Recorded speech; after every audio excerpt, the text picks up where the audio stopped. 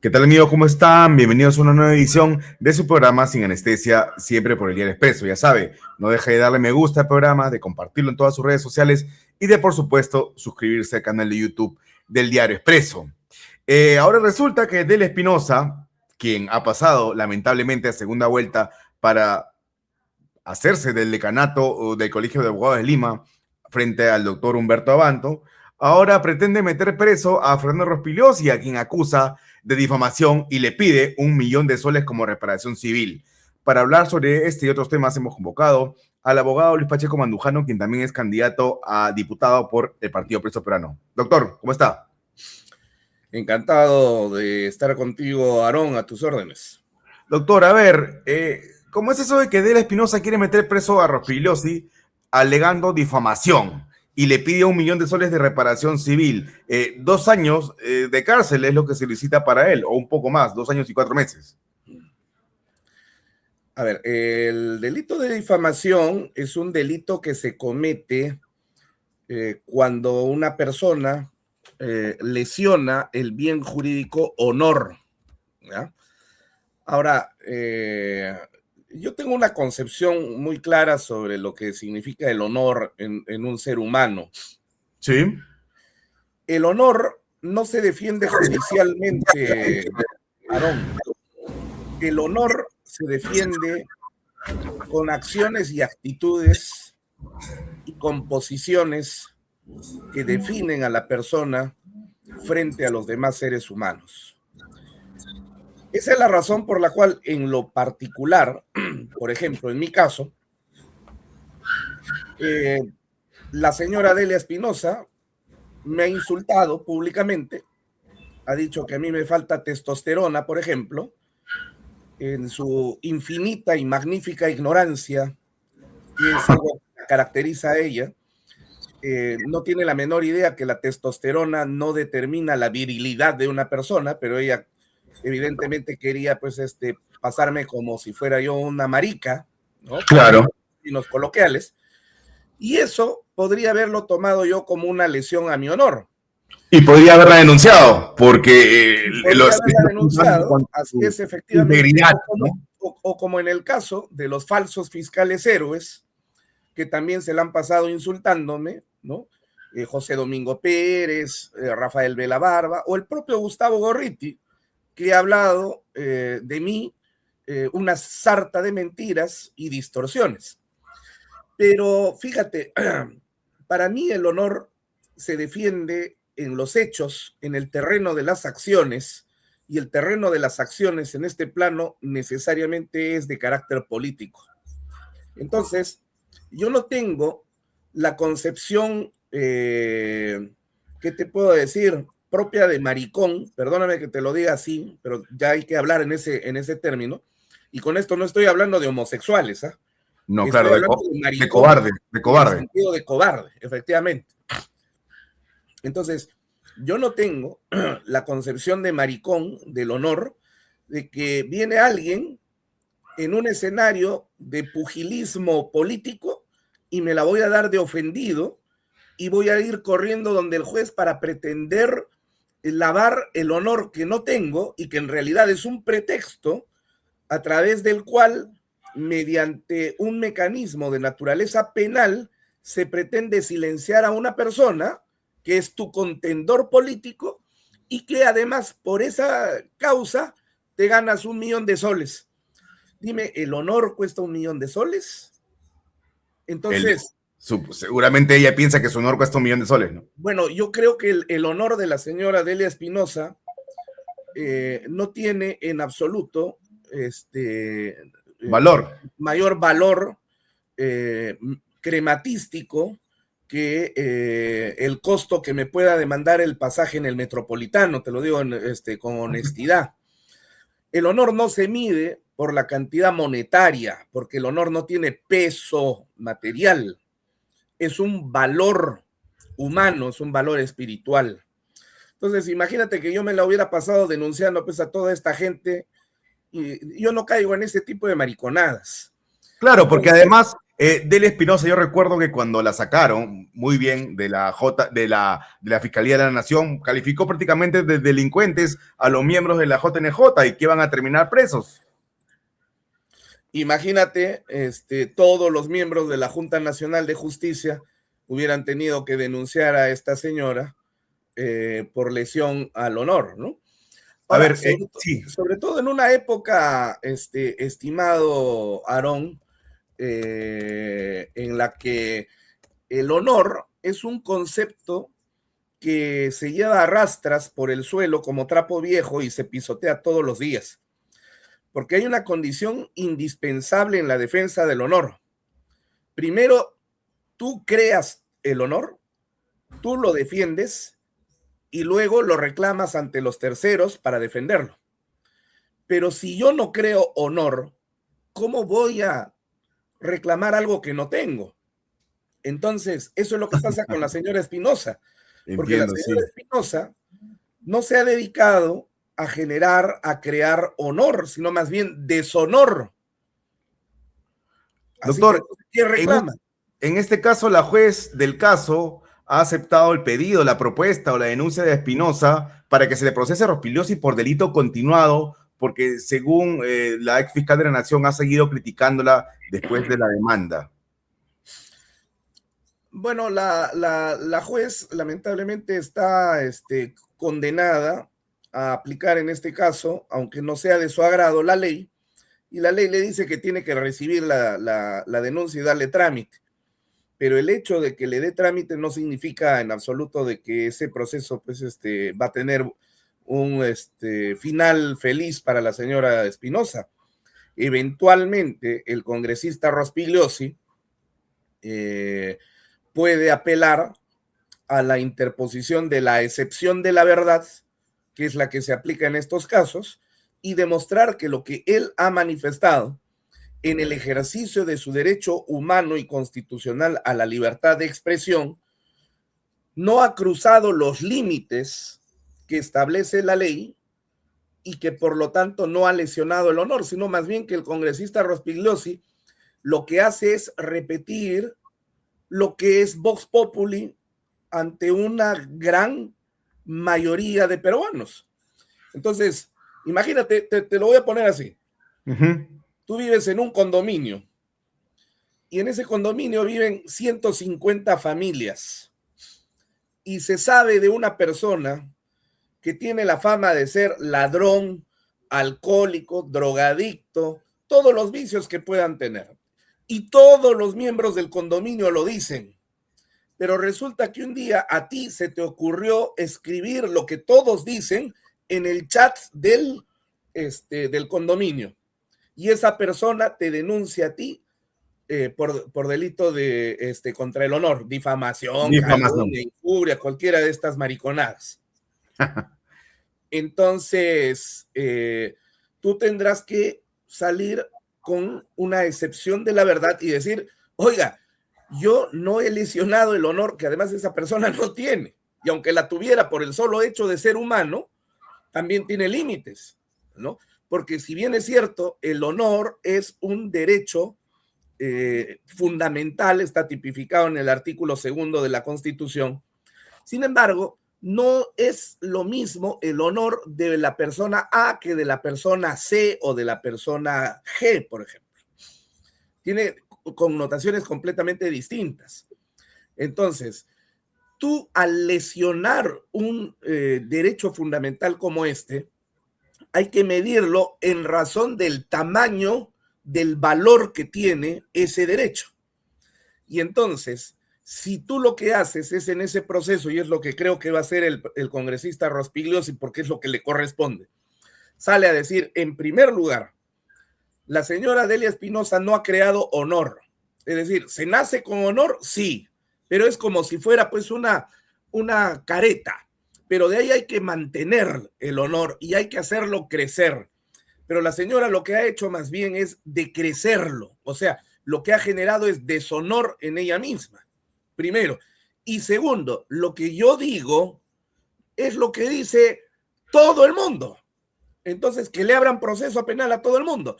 Y cuando yo repito lo que todo el mundo dice, me pueden decir repetidor de cacatúa, pero siendo repetidor de cacatúa yo no cometo ningún delito de lesión contra el honor, porque, como dice el viejo y conocido refrán, Vox Populi, Vox Dei.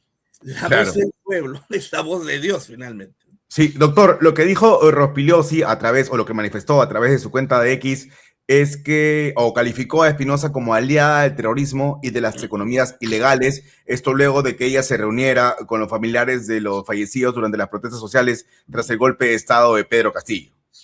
Bueno, pero esa es una gran verdad. Mira, fíjate, yo soy abogado de dos generales, uno de ellos el ex jefe del Comando Conjunto de las Fuerzas Armadas, el general Manuel Gómez de la Torre, quien el día de hoy está procesado penalmente por la muerte de unas personas que participaron en la toma del aeropuerto de Ayacucho como consecuencia del golpe de Estado, ¿ya?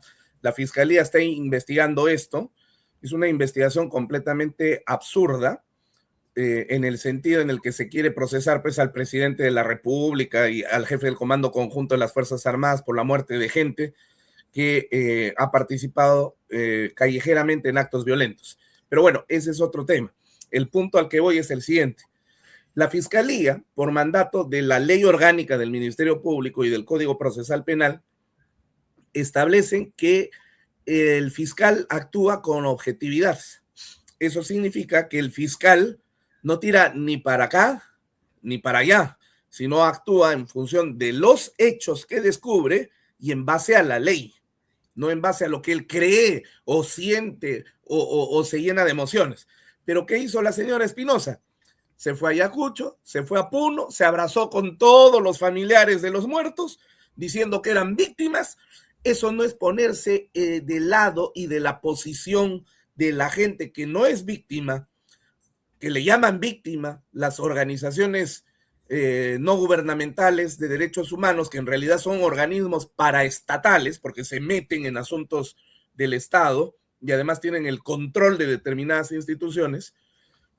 Y con esa muletilla de llamarle víctimas o familiares de las víctimas, en realidad encubren la participación de gente que ha sido movilizada, financiada, azuzada y hasta armada por organizaciones criminales de extracción de oro de Madre de Dios, de Mazuco, por organizaciones narcotraficantes e inclusive por boca de la propia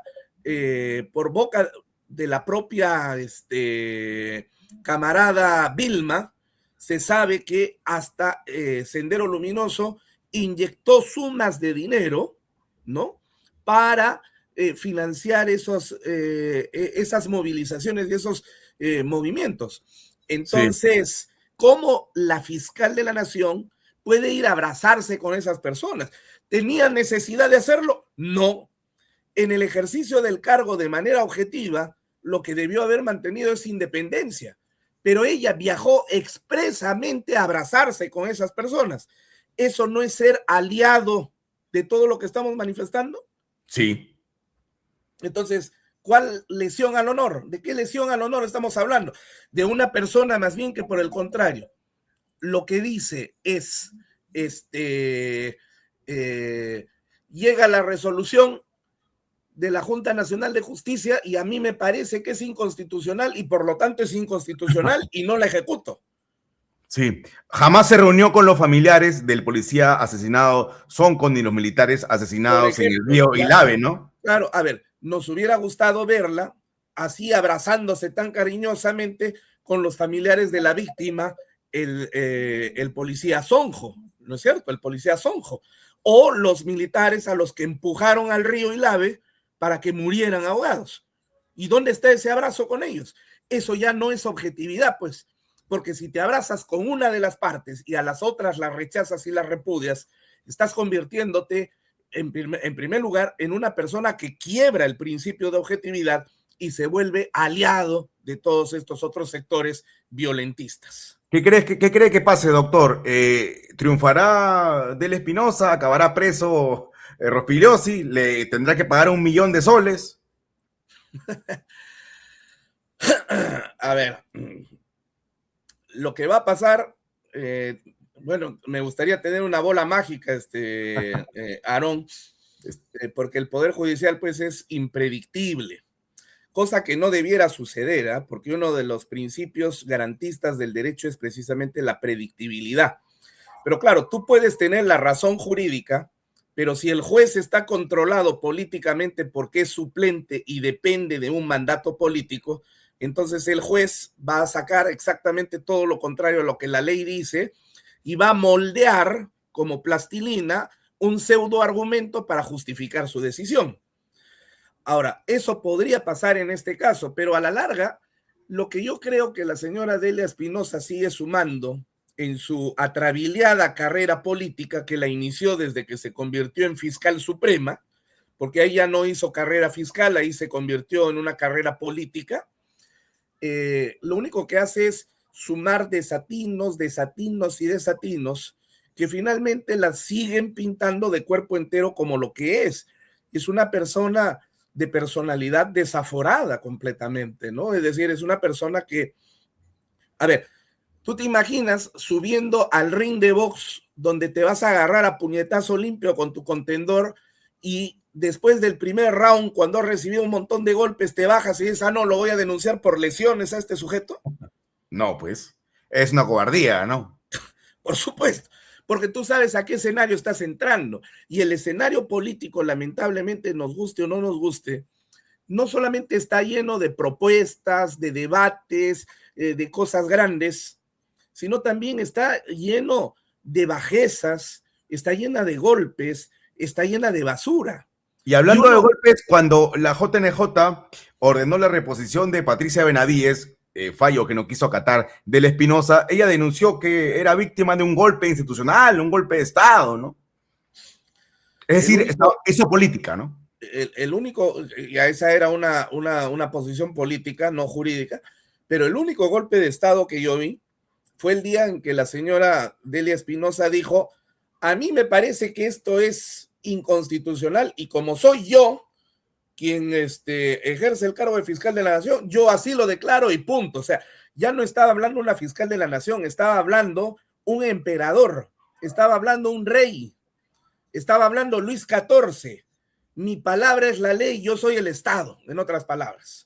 Ese es y no acato ninguna orden de una institución. No acato porque no me da la gana, porque yo creo que esto es inconstitucional y lo inconstitucional no se acata. Sí, pues efectivamente, lo inconstitucional no se acata, pero lo inconstitucional no lo dice una persona, lo dice una institución.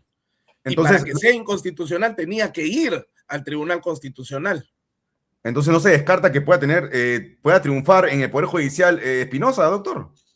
En el Perú no se descarta absolutamente nada, Aarón. Mañana puedo estar caminando por la calle y pasa un borracho, me atropella, se escapa y me mata y después se consigue un abogado felón que confecciona documentos y termina liberándolo. Cualquier cosa puede pasar. Doctor, ¿cómo es posible que casi 19,000 abogados, colegas suyos, hayan votado a favor de que la destituida inhabilitada Delia Espinosa sea decana del CAL? Ahora tiene que enfrentarse en una segunda vuelta con el doctor Abanto. En términos porcentuales, esos 18,900 y tantos, casi 19,000 electores representan el 39% del número total de votos. Es decir, casi arañan al 40%. Poquito menos de la mitad ha votado por esta señora. Y ahora uno podría decir, bueno, es el ejercicio de la libertad de elección, uno puede votar por quien le dé la gana, sí, claro, por supuesto, pero teniendo como candidato a un personaje como Delia Espinosa, se puede decir de que esa es la consecuencia de una reflexionada meditación que te ha llevado a tomar el camino iluminado de votar por una persona tan adelantada moralmente, tan conocedora y dechada de conocimientos, como decía Susel Paredes en el Congreso de la República, y que tiene una maestría y tiene un doctorado, como si en el Perú las maestrías y los doctorados que se regalan como cancha fueran garantía de algo. Yo tengo una explicación sobre el particular. el doctor Luis Pázara, el año 2004-2005, presentó un informe a pedido del ministro de Justicia de aquel entonces, el señor Cresaglia, en el que después de una investigación que le tomó casi un año, estableció cuáles eran las razones por las cuales el sistema de administración de justicia se encontraba en tan gravísima situación. Y poco más del 50% de responsabilidad lo encontraba Pázara en la generación de universidades empresa. Es decir, el día de hoy, tú tienes egresados de universidades garage que tienen el título a nombre de la nación, pero que lamentablemente no tienen formación profesional de científico social del derecho, no tienen formación humanista, no tienen formación valorativa axiológica, y con todo ese conjunto de carencias, lo único que ellos te pueden ofrecer a cambio es: aquí está mi título a nombre de la nación y soy abogado. Universidad de basura. Así es. Y eso Chatarra. ya lo decía el gran filósofo y procesalista latinoamericano Eduardo J. Couture hace casi 70 años atrás. Abogados como estos, que tienen título profesional de abogado, no tienen título profesional de abogado, tienen licencia para delinquir. Ahí el título profesional se convierte en un brevet para delinquir, en una licencia para delinquir. Y ahí está la consecuencia, pues. Doctor, si es elegida, Dios no quiera, decana del Colegio de Abogados de Lima, Delia Espinosa, podría a través del Consejo de Ética suspender hasta su licencia. Usted debe estar en la lista negra, uno de los primeros, ¿no? Bueno, su colegiatura. Se va a tener que quedar con los crespos hechos la señora si llegara a ocupar el cargo de decana del colegio, porque yo no pertenezco al Colegio de Abogados de Lima, yo estoy inscrito en el Colegio de Abogados de Junín. Tendrá que llamarle por teléfono a algún amigo y decirle: ábranle proceso. Pero, sinceramente... Pero comenzaría una cacería de brujas, ¿no? Sí, yo creo que sí, pero lo cual seguiría sumando y sumando y sumando a las características personales de un personaje que evidentemente padece de alteraciones de naturaleza propias y vinculadas a la personalidad. A ver, no quiero que usted sea acá un adivino, pero ¿qué piensa? ¿Que va a ganar el sábado, el próximo sábado? Son 6,000 votos prácticamente los que separan a Humberto Abanto de Delia Espinosa. Aun cuando los votantes de todos los otros candidatos pequeños que han habido en este proceso se unieran, aún así le faltarían votos a Humberto para que pueda ganar a Delia Espinosa. Digamos, en este momento prácticamente está cantada el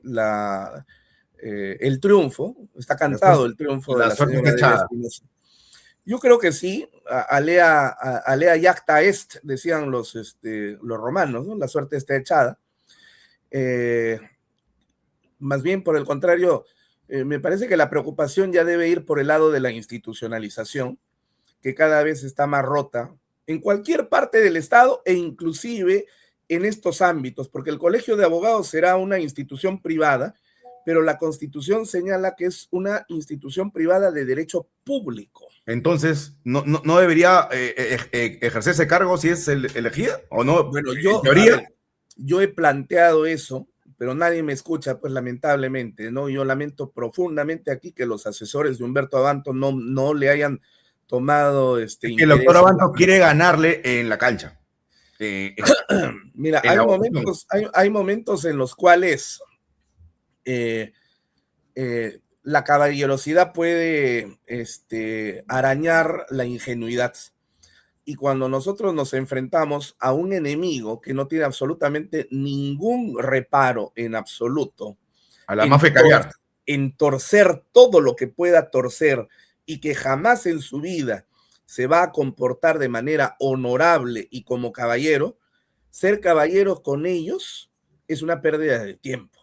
Con esto no te estoy diciendo que recurras al fraude, pero lo que te estoy diciendo es que esa señora no podía postular no podía ser candidata al Colegio de Abogados. Por estar inhabilitada por 10 años. Yo lo que he sostenido es eso.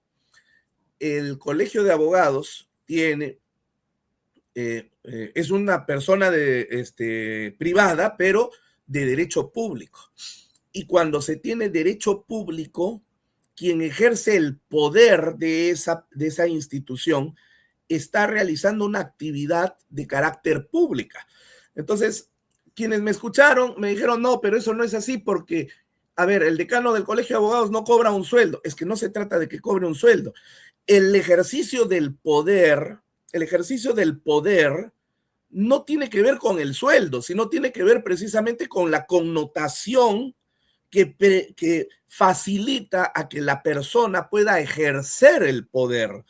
Ejemplo, ¿cuánto cobraba Aya de la Torre por ser presidente de la Asamblea Constituyente? Un sol.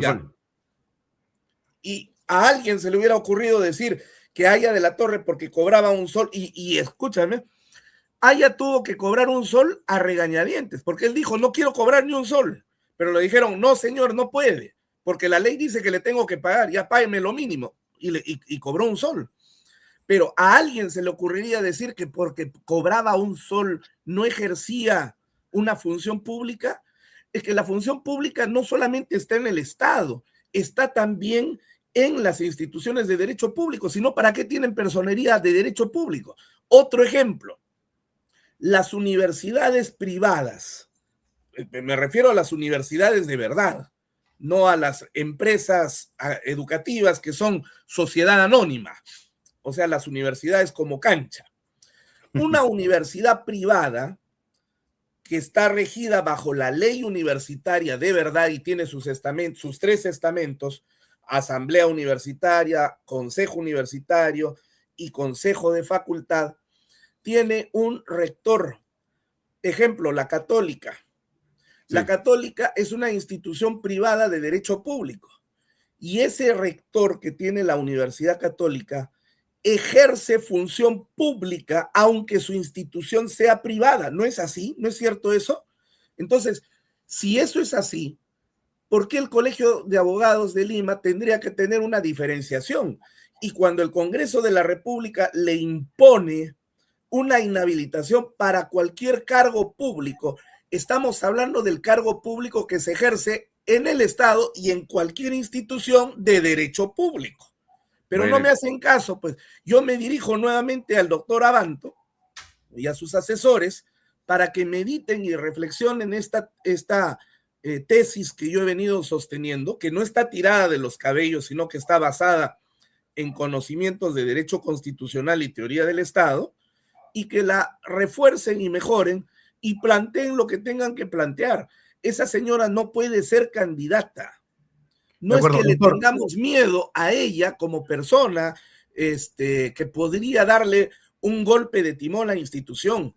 A lo que se teme es que la institución termine convirtiéndose en el timón de cambio que luego termine envileciendo al colegio creado antes de la República y que siempre fue un referente tan o más importante incluso que el Parlamento y que el día de hoy es una porqueriza desde hace algunos años gracias a la obra de los caviares en estos últimos 20 años. Ese es el temor.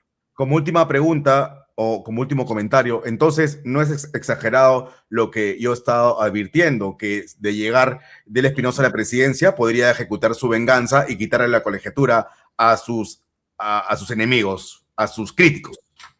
Por supuesto, claro que sí. Pero, bueno, será pues por un breve tiempo, ¿no? Ahora, a los abogados que ejercen la profesión libremente, a ellos me refiero, porque con fiscales y jueces no pueden, ¿no? No, por más que le quite, ese no es requisito para ejercer la condición de magistrado en el Poder Judicial y en el Ministerio Público, aunque ellos sostengan semejante disparate, ¿eh? Pero no, ese no es requisito. Pero sí a los abogados independientes, como el propio Humberto Abanto, él está a la cabeza de los primeros. Él debe estar primerito. Muchas gracias por la entrevista, doctor. Éxitos. Un gran abrazo, Aarón. Éxitos. Hasta luego, doctor. Ok, amigos, esta fue la edición del miércoles de su programa Sin Anestesia, siempre por el Diario Expreso. Ya sabe, no deje de darle me gusta al programa, de compartirlo en todas sus redes sociales y de, por supuesto, suscribirse al canal de YouTube del Diario Expreso. Ha ocurrido un golpe contra la libertad de expresión. De la Espinosa pretende meter preso a Rospigliosi por supuesta difamación, por cuestionarla luego de que ella se reuniera con los familiares de los fallecidos durante las violentas protestas. En efecto, ella nunca se reunió con los familiares de los militares y policías fallecidos, solamente con los familiares de las otras víctimas. En este caso, ella exige 1 millón de soles en reparación civil. Esperemos que esto no ocurra, porque sería un golpe inaceptable contra la libertad de expresión, reitero, y que no ocurra que lo metan preso, porque ha pedido 2 años de cárcel de la Espinosa en contra del titular del Parlamento. Estaremos atentos. Nos vemos mañana en un nuevo programa. Chau, chau.